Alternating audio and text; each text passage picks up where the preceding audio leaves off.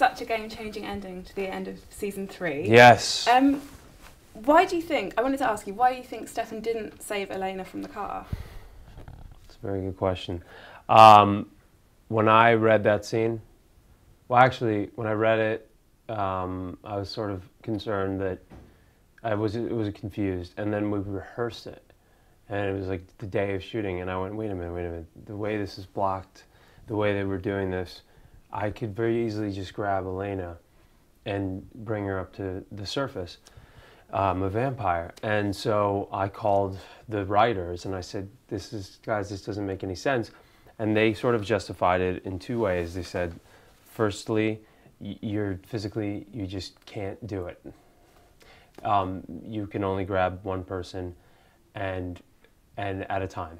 So that's their first justification. And their second justification was that Elena, this whole time, has been sort of symbolically trying to be a woman and make her decisions, and I've been letting her do what she needs to do. That was like towards the end, I was like letting her make her own choices, and she made the decision to take Matt and not me, and I respected her as a woman. I don't buy it, okay? I'll be completely honest. The writers are probably gonna get mad at me. I don't buy it, but you know, it is what it is, and so we have to live with it. I personally think Stefan would have just went, I don't really care what the hell you have to say, and would have grabbed her. So, but it is a story, you know, and frustrating things happen in life and in stories, and it just happens. Do you think there'll be any consequences from that, from like Damon saying, why didn't you save her, or anything like that? I hope not. Maybe. Yeah, I think Stefan's gonna have a lot of guilt, and he's gonna blame himself for the whole thing, I think.